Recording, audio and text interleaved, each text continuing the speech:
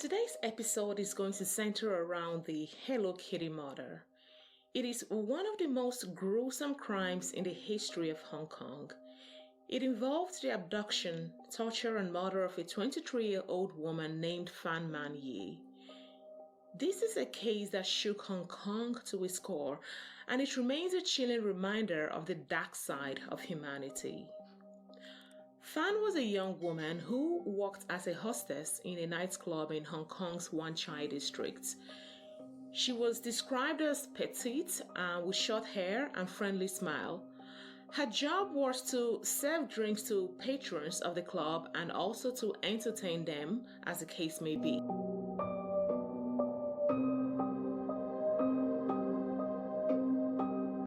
Fan was said to have been abandoned as a child and was raised in an orphanage. When she turned 15, she grew out of the system as the orphanage had an age restriction of 15 years. Being let loose on the streets affected young Fan so much that she had no option than to engage in prostitution to survive. Eventually, she got addicted to drugs as an escape from her situation. As if her situation wasn't bad enough, Fan got married to one of her clients, Chi Yuan, who was said to be a fellow drug addict, also very abusive towards her. She got pregnant and had a boy on November 1998. With the birth of her son, Fan decided to turn her life around and lead a safer lifestyle for the sake of her son. She quit doing drugs and prostitution. She even found a job as a hostess in a nightclub and left her abusive husband. On March 17, 1999, Fan disappeared. She was last seen leaving her workplace with 3 men.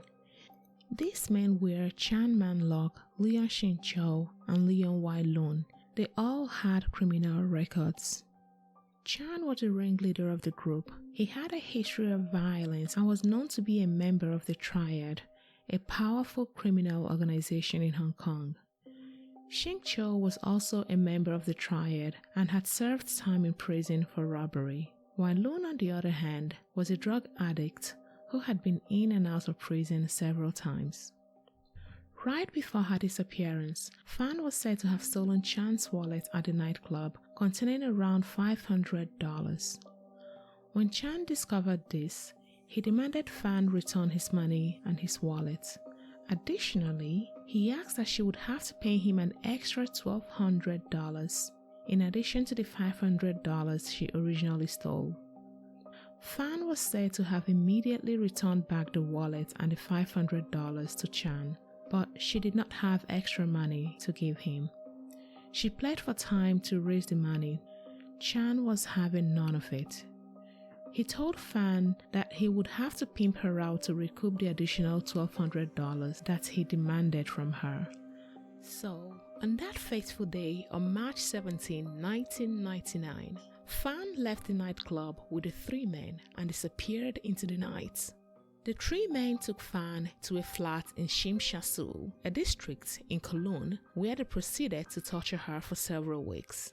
They burned her with cigarettes, beat her with iron rods, and poured hot wax on her body. They also forced her to perform sexual acts on them. During her captivity, Fan managed to scrawl a message on the wall in lipstick. It read, "All I can do is pray for myself." However, this message went unnoticed by her captors. On April 17, 1999, the 3 men decided to kill Fan. Her captors dismembered and cooked her remains. They stuffed her head into a Hello Kitty doll and dumped it in the trash outside the apartment building. It wasn't until 3 days later that the body was discovered by a scavenger. Initially, the police had little to go on. The only lead they had was a statement from a neighbor who had seen Fan being taken into the flat by the 3 men. However, the neighbor was unable to identify the men. Despite the lack of leads, police persisted in their investigation. They began by canvassing the area and interviewing potential witnesses. They also searched the trash bins near the flat where Fan Man Yi had been held captive. Their hard work paid off when they discovered a bag in one of the trash bins that contained some of Fan's personal belongings, including her identity card and a bank book. The bag also contained a Hello Kitty doll, which later turned out to be the doll in which Fan Man Yi's head had been stuffed. This led the police to focus their investigation on the flat where Fan Man Yi had been held captive. They discovered that the flat had been rented by Chan Man Lok, one of the men seen leaving the nightclub with Fan Man Yi.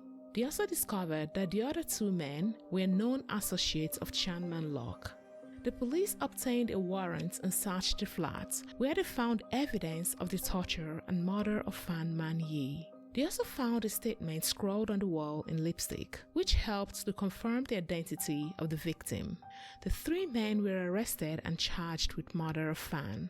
During the trial, they initially claimed that they had accidentally suffocated Fan while trying to keep her quiet. However, the evidence presented in court contradicted their claims, and they were ultimately found guilty of murder and sentenced to prison. The case caused a sensation in Hong Kong and sparked a nationwide debate on the treatment of women in the city's nightclubs. Many people were outraged that such a heinous crime could have been committed against a young woman who was just trying to make a living. In the end, the three accused were sentenced to life in prison. They were eligible for parole in 2020. Fan's tragic death continues to haunt Hong Kong to this day. It is difficult to imagine the fear and suffering that Fan must have felt during her captivity.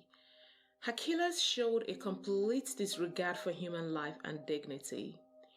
In the aftermath of the crime, the apartment building in which Fan was killed was demolished in 2012, and in its place a hotel was built in 2016. There are currently 3 Buddha portraits placed in the hotel as a memorial to her. Until next time, humans, stay safe out there.